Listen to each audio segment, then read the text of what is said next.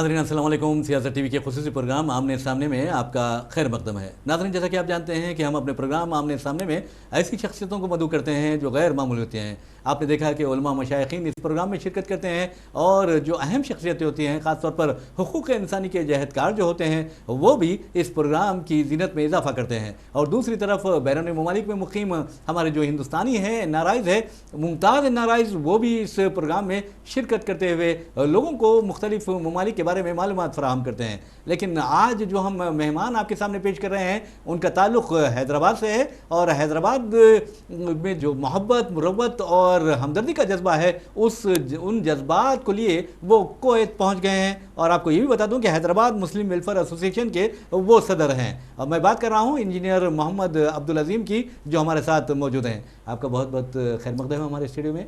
और नाज़रीन, जहाँ तक कुवैत की बात है तो आपको बता दूं कि हिंदुस्तान और कुवैत के दरमियान जो ताल्लुक़ात हैं वो इंतहाई बिरादराना ताल्लुक़ात है, खुशगवार ताल्लुक़ात है। और ख़ास तौर पर जो तहज़ीबी ताल्लुक़ात है वो देखने लायक होते हैं और उसकी कोई भी तारीफ़ किए बना नहीं रहता। और तिजारती ताल्लुक़ात भी दिन ब दिन बढ़ते जा रहे हैं और उसमें इजाफा होता जा रहा है। तो हम बात करेंगे हैदराबाद मुस्लिम वेलफेयर एसोसिएशन के सदर से कि आखिर वहाँ पर हैदराबादियों के जो मुक़ीम है हैदराबादी, उनके मसाइल को आप लोग किस तरह हल करते हैं। औज़ु बिल्लाहि मिनश शैतानिर रजीम, बिस्मिल्लाहिर रहमानिर रहीम, अस्सलातु वस्सलामु रसूलिल अमीन व अला आलिहि सहबी अजमईन। हो दर्द दिल की तमन्ना तो कर खिदमत गरीबों की, नहीं मिलता है जौहर बादशाहों के ख़ज़ीनों में। हमको जो इंस्पिरेशन जो इस तंजीम से हमको मिला है वो कुरान और हदीस और आप सल्लल्लाहु अलैहि वसल्लम की तालीम के ज़रिए मिला। मेरे से पहले वहाँ पर बहुत सारे हैदराबादी पहले से पहुँच चुके थे। हम जंग के बाद वहाँ पर पहुँचे और वहाँ जाने के बाद हमको एक एहसास हुआ कि जो हैदराबादी कम्युनिटी है, जो उस ज़माने में तकरीबन 70-80 हज़ार के करीब थी, जो आज बढ़ के 1.1 मिलियन यानी 11 लाख के करीब हो गई है। जी। तो जब हम बड़े, हम ग्रो भी हुए तो हालात के हिसाब से हमारे वहाँ पर कुछ छोटे छोटे मसाइल भी रहे। जी। हालांकि कुवैत एक बहुत ही जो है खुशगवार मुल्क है और जैसा कि आपने अभी कहा कि कुवैत और हिंदुस्तान के बड़े बेहतरीन ताल्लुक़ात हैं, लेकिन कुछ ऐसे आम आदमी के मसले होते हैं जो हमको ये देखना पड़ा कि जैसे उनको जो हम किस तरह से मदद कर सकते हैं, किस तरह से उनके लिए हम हेल्पफुल हो सकते हैं, ये सोचकर आगे बढ़े। और हम जो काम करते हैं बिला लिहाज मज़हब, मिल्लत, रीजन और रिलीजन हम काम करते हैं। हम ये नहीं देखते कि कौन आया है, किस तरफ से है। और फिर हम ये देखें कि ख़ास तौर पे आंध्रा और तेलंगाना के बहुत से लोग वहाँ पर मौजूद हैं। तो इसमें तकरीबन मैं समझता हूँ पहले के जो, अगर से मैं आपको आंकड़े बताऊँ तो ये 3.5 से 4 लाख के करीब लोग जो है वहाँ पर हैदराबाद या दक्कन के लोग आप कह सकते हैं वहाँ पर मौजूद है। तो हमारे उनसे जैसे अच्छी उनसियत है, उनसे मोहब्बत है, तो हम आपस में एक दूसरे की मदद करने के लिए हम इकट्ठा होते हैं और बैठते हैं और इसी नज़रिए से और दीन की खिदमत और मुल्क की खिदमत की नज़रिया रखते हुए हम इस फील्ड में आगे आए और अल्हम्दुलिल्लाह तकरीबन 86 से हम वहाँ पर काम कर रहे हैं।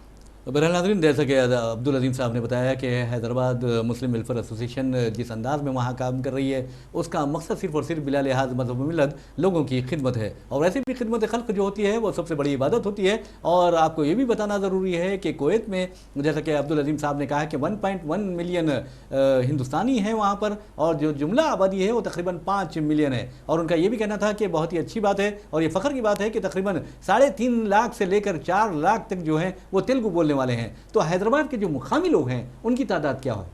हैदराबाद के मुकामी लोग से 50,000 के करीब है जो दक्कन से ताल्लुक़ रखते हैं। जी।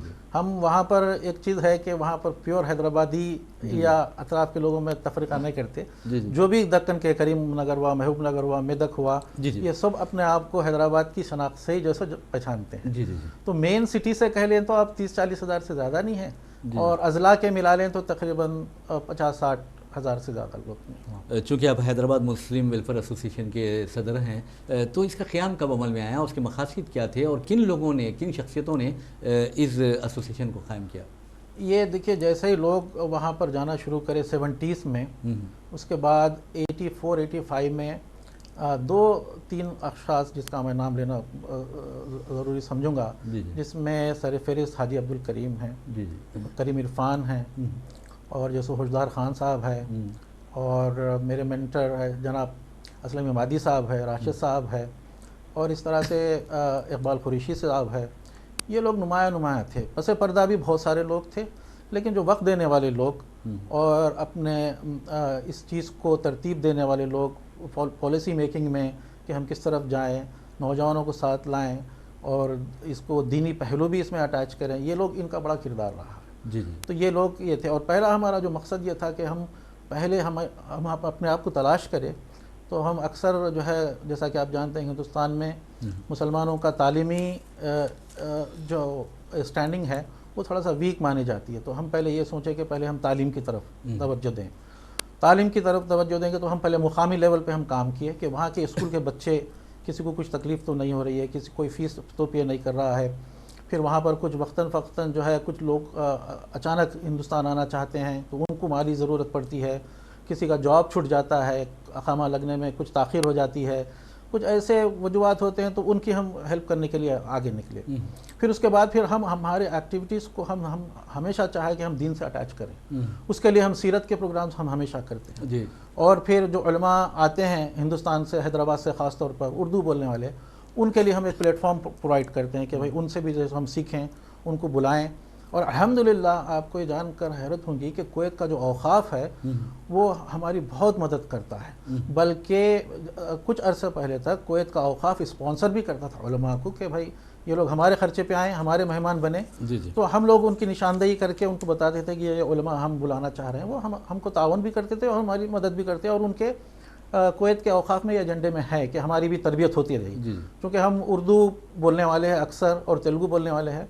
और औक़ाफ़ ने वहाँ पर अल्हम्दुलिल्लाह इतना बेहतरीन इंतज़ाम किया है कि वहाँ पर तकरीबन 20 से 25 मसाजिद में मुख्तलिफ़ ज़बानों में खुतबे होते हैं। जी जी। जिसमें तकरीबन 12 से 20 मसाजिद में उर्दू में भी खुतबे होते हैं, तेलुगु में होते हैं, इंग्लिश में होते हैं। तो ये हिंदुस्तानी जो ज़बानें जानते हैं इसमें इन ज़बानों में भी होता है। तो इसी चीज़ को लेने के लिए और इसी चीज़ पर नज़र रखने के लिए और इसको मोबिलाइज़ करने के लिए हमको तंजीम की ज़रूरत पड़ी थी। तो हम हमारी तंजीम को मुस्तहकम करते गए इसी मामले। जी जी। दौरान गुफ्तगू आप बार बार यही कह रहे हैं कि दीन से जोड़ना हमारा अहम मकसद था। तो ये कहा जाता है कि हैदराबाद मुस्लिम वेलफेयर एसोसिएशन का जो क़याम अमल में आया, ये भी एक मस्जिद से जुड़ी हुई बात है, मस्जिद फ़रहान के बारे में। जी जी जी। मस्जिद फ़रहान असल ये था कि वहाँ पर उर्दू में खुतबा नहीं होता था पहले। तो हम कुछ हैदराबाद तंजीम का बड़ा किरदार रहा कि एक कुवैती जो बड़े हम लोगों को पसंद करते थे, तो उनसे हम बताए कि हम जो है अरबी नहीं सीख सकते और ज़्यादातर लेबर तबका भी था, तो उनकी दीनी जो है कुछ मसरूफियत वहाँ पर नहीं थी जी। और उनको जो है वक्तन फ़क्तन जो है इस्लामी ताल्लुमात से आरास्ता भी करना था। तो उनसे जिक्र किए तो उन्होंने इजाज़त दी। तो एक बिल्डिंग थी, उसके सामने जो पार्किंग का एरिया था, उन्होंने हमको कहा कि आप चाहो तो यहाँ पर एक छपरे के जैसा, एक शेड के जैसा बना के यहाँ पर आप नमाज शुरू कर दीजिए और अपनी ज़बान में उर्दू में खुतबा शुरू कीजिए। तो इसको हमने बहुत ज़बरदस्त जो है, जैसा कि रेगिस्तान में पानी की तरह ये चीज़ नज़र आई और हम उसको ग्रैब किए अपॉर्चुनिटी को। और अहले खैर हैदराबाद के लोग, ख़ास तौर पर होशगार खान साहब ने बड़ा पैसा उस पर लगाया और जो कहते हैं दिनारे दिरहम में सुकन है, वो उसको कंट्रीब्यूट करके उस मस्जिद को क़ायम किए और उसका मेंटेनेंस भी हम किए, अज़ान से लेके और खुतबा देना और उलमा को लाना और उनको जो है उनके अशाया उनको होस्ट करना, फिर उनको अपने घर तक पहुंचाना, ये ज़िम्मेदारी हैदराबाद एसोसिएशन की थी। और ये पहली मस्जिद थी जिसमें अदर देन अरबी का खुतबा होता था जी जी। तो ये हमको एजाज़ है। फिर उसमें हमारी दीनी सरगर्मियाँ वहाँ पर हुई और जो भी हैदराबाद के वहाँ लोग लैंड होते थे पहले उनको बोल दिया जाता था कि मस्जिद फ़रहान जाओ और वहाँ पर हैदराबादी कम्युनिटी मिल जाएगी, तो फिर वो हमारे दायरे में आ जाता था जी जी। इसी तरह से उनसे जैसे मुलाकातें होती थी, फिर हमारा काम आगे बढ़ता गया जी जी। और दौरान गुफ्तगू आपने बार बार हाजी अब्दुल करीम की बात की, करीम इरफान करीम की बात की, तो इनके बारे में आप कुछ बताइए। हाँ, हाजी अब्दुल करीम जो है मैं समझता हूँ एक ऐसी शख्सियत है जो दीन के लिए अपने आप को आप कह सकते हैं कि उन्होंने पूरा डिवोट कर दिया, यानी वक्फ कर दिया जी जी। और उनकी जो है वक्त जो है उनका जो है बहुत बड़ा एसेट था जो उन्होंने एसोसिएशन को दिया। और ज़्यादातर जो है वो उलमा से कांटेक्ट में भी रहते थे और लोगों को मोबिलाइज़ करना, लोगों के पास जाना और उनको जो मसाइल है लोगों तक पहुंचाना उनका एक काम था। और फिर उससे जो आयनत वगैरह होती थी, जो मदद होती है, वो लोगों तक वो पहुंचाती थी जी। करीम इरफान जो है बहुत एक टैलेंटेड हैदराबादी यंग केमिस्ट थे, वो है अभी वहीं पर मुकीम। तो उन्होंने जो है सो उन्होंने इस एसोसिएशन को एक डायनामिज़म दिया जी। एक कॉम्बिनेशन हुआ कि एक आदमी जो है साइलेंटली पसे पर्दा काम कर रहा है और एक आदमी डायनामिक है जो आगे आगे कर रहा है। जी। तो दोनों का कॉम्बिनेशन होने से जो है वहाँ पर हैदराबादी कम्युनिटी में एक बहुत बड़ा जो है अवेयरनेस आया और उस वजह से हम लोग नौजवान लोग भी जो है उसमें जुड़ गए। जी जी जी। करीम इरफान के बारे में बात करते हैं। फीमा जो तंजीम हाँ, है, जी। करीम इरफान का फिर दूसरा रोल ये रहा, क्योंकि वो करीम इरफान हैदराबादी कम्युनिटी में बड़ा फेमस हो गए थे।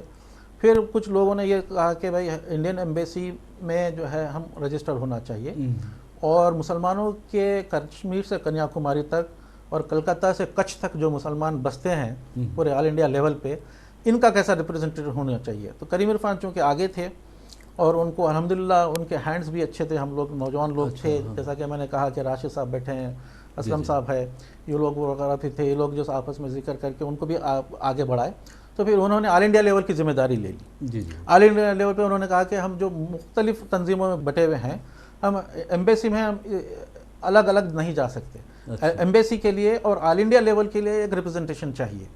तो उन्होंने फिर उसकी बुनियाद डाली फीमा की, और उसमें मुख्तलिफ जैसा कि मैंने बताया कि पूरे ऑल इंडिया लेवल पे लोग थे, और उसमें उन्होंने ये किया कि हर तंजीम से दो दो लोगों को लिया एज ए रिप्रेजेंटेटिव। जी जी, जिसमें केरला के तंजीम है, तमिलनाडु के है, गुजरात के, यूपी के, सब से दो दो को लेकर एक फेडरेशन बनाया। और उस फेडरेशन में फिर उन्होंने ये डिसाइड किया कि करीम इरफान को उसका सदर मुंतखब किया जाए। उन्होंने उनको सदर मुंतखब किया और वो 3 मरतबा जो है वो प्रेसिडेंट रहे अल्हम्दुलिल्लाह जी जी जी। उस फीमा के। और उनके जो काम है वो ऑल इंडिया लेवल पे है, एम्बेसी में रिप्रेजेंटेशन करना, और क्लाइमेटीज़, नेचुरल क्लाइमेटीज़ होती है तो उसको एड्रेस करना, फिर वहाँ पर जाके उनसे मसाइल जो है हिंदुस्तानियों के है उस ताल्लुक़ से उनको रिप्रेजेंट भी करना, और उनको वक्तन फ़क्तन अवेयरनेस भी देते जाना कि भाई हमारे पासपोर्ट के मसाइल है, हमारे बच्चों के बर्थ सर्टिफिकेट के मसाइल है, स्कूल के मसाइल है, हमारे जो है स्कूल में दीनी तालीम के मसाइल है। इस तरह के जो है वहाँ पर जाके अपनी बात को रखना, उनका बड़ा किरदार इसमें रहा। अच्छा, एक बात देखिए नाज़रीन, आपको बता दूं कि हैदराबाद मुस्लिम वेलफेयर एसोसिएशन जो कुवैत जो है, वो न सिर्फ कुवैत में हिंदुस्तानी जो भाई हैं हमारे उनकी मदद कर रहे हैं, बल्कि हैदराबाद में भी वो कई एक फलाही खिदमात से जुड़े हुए हैं। ख़ासतौर पर बच्चों को स्कॉलरशिप्स देने का मामला हो या फिर बेवाओं को वजीफ़े देने की बात हो। तो इस सिलसिले में आप लोग क्या कर रहे हैं हैदराबाद में, ख़ासतौर पर पुराने शहर के इलाके में? देखिए, मेरा जो है मैं भी पुराने शहर में पला बड़ा हूँ, तो मैं ग्राउंड रियलिटीज़ का पुराने शहर की जानता हूँ। तो मुझे कुछ ऐसे वाक़यात हुए थे जिससे इंस्पिरेशन मिला। पहले तो मैंने जैसे बताया कि पहले तो इस्लामी दीन का जो हमारा आप सल्लल्लाहु अलैहि वसल्लम की जो तालीमात है वो गरीबों की तरफ ज़्यादा तवज्जो दिलाने पर ये करती है। कई अहादीस और कुरान की जो आयतें हैं वो हमको इंस्पायर करती हैं। फिर उसके बाद हमने सोचा कि ओल्ड सिटी में क्वालिटी एजुकेशन की ज़रा कमी नज़र आई जी। और यहाँ पर कई बच्चे हैं जो ड्रॉप आउट हो जाते हैं। सच्चर कमीशन की कमेटी की जो रिपोर्ट आई थी तो उसमें हम उसके ऊपर हम डिस्कस करें कि क्या करना चाहिए। तो हम ये करेंगे कि जो बच्चे 5th और 6th से ड्रॉप आउट हो जाते हैं तो उनको हम प्रिवेंट करें कि इनको हम किस तरह प्रॉप अप करके उनको कंटिन्यूटी ऑफ एजुकेशन दे सकते हैं जी। तो हम 15 साल पहले जब एक 300 रुपये जो है माकूल फ़ीस हुआ करती थी, हम सर्वे करें कि टॉप लेवल के स्कूल नहीं, मिडिल लेवल के स्कूल में कितनी फ़ीस होती है। तो लोगों ने बताया कि 250 से 300 होती है, उस ज़माने में होती थी वो। तो हम सिर्फ 5 या 6 बच्चों से उसको आगे फ़ीस देना शुरू किए 1 साल के लिए।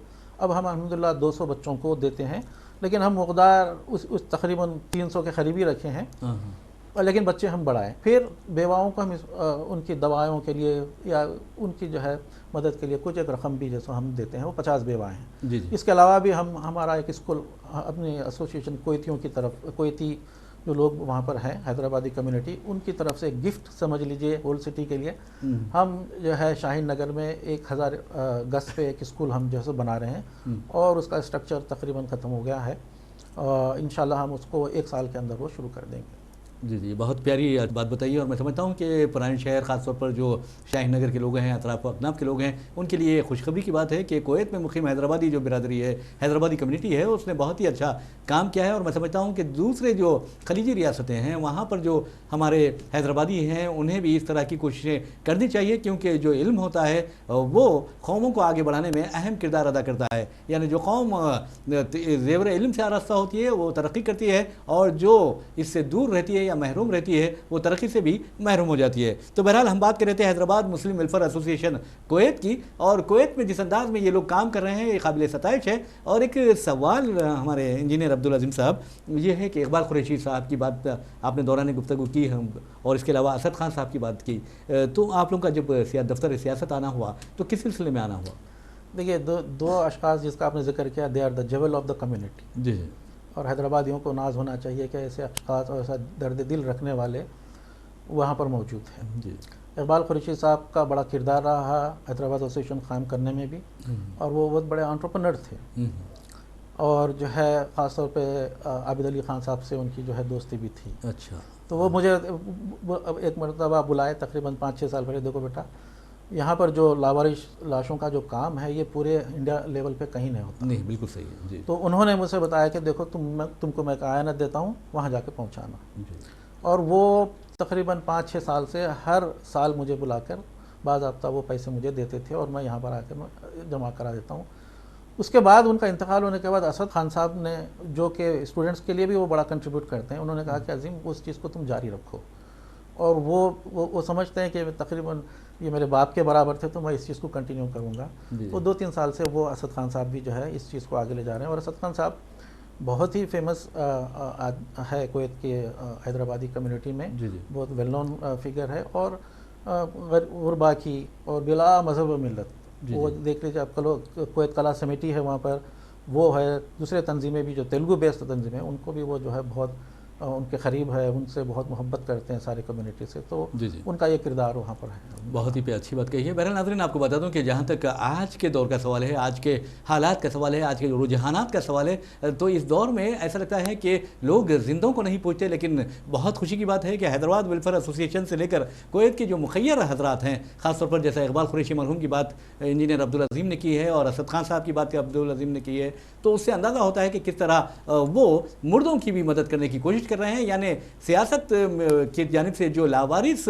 मुस्लिम मैयतों की तदफीन होती है, तजहीज़ व तकफीन होती है, उस सिलसिले में जो ताउन उन्होंने किया है ये बहुत अच्छी बात है और दूसरों के लिए मिसाली भी है। वैसे भी आपको बता दूं कि सियासत की जानिब से जो लावारिस मुस्लिम लाशों की तजहीज़ व तकफीन हो रही है, अब तक मैं समझता हूँ कि तकरीबन 5000 से ज़ायद लाशों की तदफीन हो सकी है, तजहीज़ व तकफीन हुई है, और मुख्तलिफ कब्रस्तानों में उनको दफन किया गया। ये कोई मामूली काम नहीं है, और हिंदुस्तान में और हिंदुस्तान की तारीख में ये पहला काम है जो इदारे सियासत ने किया है, और इसका एजाज़ भी इदारे सियासत को जाता है। तो बात कर रहे थे हम हैदराबाद मुस्लिम वेलफेयर एसोसिएशन कुवैत की, तो आप के जो अहदेदार हैं वो भी मैं समझता हूँ कि अच्छे ओहदों पर फायज होंगे, उसके बावजूद भी वो वक्त देते हैं। जी जी जी। जैसा कि मैं खुद जो है स्ट्रक्चरल इंजीनियर हूँ, मैंने मास्टर्स किया हुआ है मुफ्त गमजा इंजीनियरिंग कॉलेज से। मैं 88-92 का ग्रेजुएट हूँ। अच्छा। फिर वहाँ जाने के बाद मैं यूएस के इरादे से गया था, लेकिन वहीं मुझे एडमिशन मिल गया कुवैत यूनिवर्सिटी में। तो मैंने 3 साल लगा के मैंने वहाँ पर मास्टर किया। फिर वहाँ पर एक अभी अमेरिकन कंपनी में मैं वहाँ पर स्ट्रक्चरल इंजीनियरिंग अल्हम्दुलिल्लाह as a senior structural engineer काम करता हूँ। उसके अलावा मेरे जो दोस्त हैं वो सारे जो है प्रोफेशनल्स हैं, इंजीनियर्स हैं, डॉक्टर्स हैं। अल्हम्दुलिल्लाह तारिक इकबाल मेरे वाइस प्रेसिडेंट है, वो भी इंजीनियर है। मुबीन अहमद है, वो फाइनेंशियल एक्सपर्ट है। अवैस अंसारी है, मैकेनिकल इंजीनियर है। मुश्ताक साहब है, ट्रेजरर है, वो भी अकाउंटेंट है। तो हमारी जो टीम है वो वेल एजुकेटेड और वेल अंडरस्टैंडिंग दर्दमंद लोगों की है। फिर उसके अलावा फिर हमारे मेंटर्स में जैसा कि मैंने बताया, असलम साहब है, राशिद भाई इधर बैठे हुए हैं, डॉक्टर नईम हैं, ये बहुत सारे अशखास हैं जो अभी शायद मेरे जहन में एक ना आए, लेकिन ये लोग बहुत इन्होंने इस तंजीम के लिए काम किया है। जी जी जी। तो बहरहाल एक सवाल ये भी पैदा होता है कि हैदराबाद मुस्लिम वेलफेयर एसोसिएशन की जो खिदमत रही हैं उसमें ये भी रहा है कि जो गैर मामूली शख्सियतें हैं, ख़ास तौर पर जो हिंदू मुस्लिम इत्तेहाद के लिए काम करती हैं, उर्दू अदब के लिए काम करती हैं, फ़रोग़ के लिए काम करती हैं, उन लोगों को आपने तहनीत भी पेश की है, उनकी हौसला अफजाई भी की है, और कुवैत में बुलाकर उनका इस्तकबाल भी किया है। तो इस तरह की कौन सी शख्सियतों को आपने मदु किया है आप लोगों ने? जज़ाकल्लाह, बहुत अहम सवाल आपने किया है। देखिए, जो लोग नेशन बिल्डिंग में बड़ा किरदार अदा कर रहे हैं और इस मुल्क की जड़ें जो सेकुलरिज्म पे है उसमें जिन्होंने बिला मज़हब मिल्लत जो काम कर रहे हैं, और हमारा भी जो है जो एजेंडा है इनसे बहुत मिलता है, तो हम इनको वक्तन फ़वक्तन कुवैत बुलाते हैं और उनको होस्ट किया है। जैसा कि फीमा जो तंजीम है ख़ास तौर पर उन्होंने इस काम को बड़ा बखूबी अंजाम दिया है, जिसमें नुमाया अशख़ास जो मेरे जहन में हैं उनमें देखिए एनराम को, जो हिंदू के एडिटर है, उनको बुलाया है, हर्ष मंदर को बुलाया है, और सुनील कुमार IPS ऑफिसर थे, उनको बुलाया है, मैडम तीस्ता सीतलवाद को बुलाया है, और इस तरह से फातिमा बी जो चीफ जस्टिस ऑफ इंडिया भी रह चुकी हैं, उनको बुलाया है। विनोद दुआ जो अभी जो चल बसे, उनका अच्छा याद दिलाया आपने, वो भी एक नहीं बल्कि 2 मरतबा वो आ चुके हैं। तो इस किस्म के शख्सियतें हम हमारे पास आते रहती हैं और अल्हम्दुलिल्लाह जो लोग हर तरीके से जो कंट्रीब्यूट कर रहे हैं। हैदराबाद से किसी को नहीं बुलाया आप लोगों ने? हैदराबाद से जनाब आबिद अली खान साहब जी और जाहिद अली खान साहब भी जो है एक मरतबा वहाँ पर आ चुके हैं। जी सालाना मिल्लत सलाहुद्दीन अवैसी साहब भी आए, और मरहूम आखिल हुसामी भी जो है अल्हम्दुलिल्लाह वहाँ पर वक्तन फ़क्तन आ चुके हैं। मौलाना तक़ीउद्दीन भी बहुत अच्छा अक्सर आते थे अल्हम्दुलिल्लाह। जी ये अशख़ास जो है सो हमारे मेहमान रहे हैं। जी, अच्छी बात है। बहरहाल नाज़रीन, हमारा ये हमेशा से एक रुझान रहा है और हमारी ये समझिए आदत रही है कि हम जो अपना मेहमान आता है उससे यकीनन अपने प्रोग्राम के आखिर में एक मैसेज ज़रूर लेते हैं। तो मैं चाहूँगा कि इंजीनियर अब्दुल अज़ीम हमारे नाज़रीन को मैसेज दें, कोई ऐसा मैसेज जो गरीबों की मदद के लिए उन्हें उभार सके, उन्हें उकसा सके।